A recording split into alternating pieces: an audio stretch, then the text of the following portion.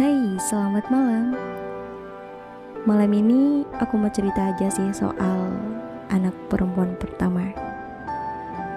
Di podcast pertama ini, selain perdana juga sebagai awal perkenalanku, kenapa aku ambil judul ini untuk podcast pertama. Ya, pasti kalian semua tahu jawabannya. Iya, karena aku anak perempuan pertama.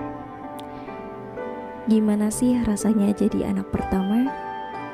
Jadi anak pertama tuh ada pedas, ada manis, ada gurih. Ya gitulah menurut gue. Rasanya jadi anak pertama tuh sedep, komplit banget. Kata sebagian orang sih, jadi anak pertama itu anugerah. Jadi anak perempuan juga anugerah. Tapi kalau jadi anak perempuan pertama sih, katanya sebuah perpaduan yang gak enak banget,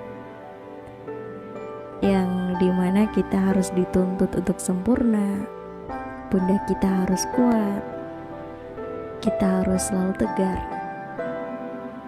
kita harus sekuat baja katanya. Padahal kalau bisa dibilang, anak pertamalah yang hatinya paling rapuh, yang suka nangis diem-diem di pojokan di kamar biar gak ada yang tahu.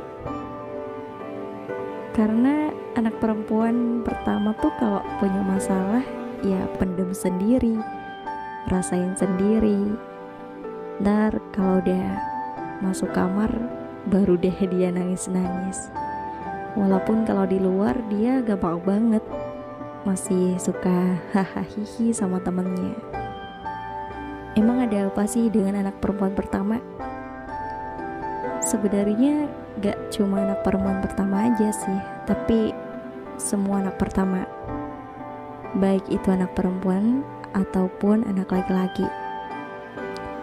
Mereka adalah anak pertama yang banyak mendapat kasih sayang, paling banyak dapat perhatian, dan paling lama nemenin orang tua. Dia tahu kondisi perekonomian orang tua yang dari bawah, mungkin paling awal tahu permasalahan keluarganya.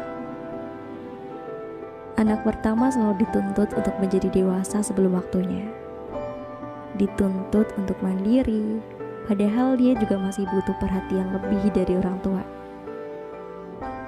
Sedari kecil dia mulai mandiri, mulai melupakan sifat manjanya. Dan ketika dewasa dia udah mulai lupa gimana sih rasanya dimanja, ya gak sih? Ya karena itu, setiap yang dilakukan anak pertama selalu dijadikan contoh untuk adik-adiknya.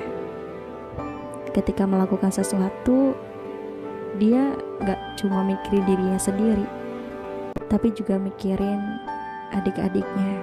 Kalau dia mau ngelakuin kesalahan, dia punya adik, gak boleh nih. Oke sahabat Puan, mungkin hanya itu aja sih yang ingin aku sampaikan. Untuk podcast pertama ini kita ambil quotes yang mana quotes hari ini adalah, Tuhan tidak pernah salah dalam memberikan peran kepada hambanya jika hamba itu tidak mampu. Oke, sampai jumpa di next video. Silahkan berkomentar yang positif. See you next time.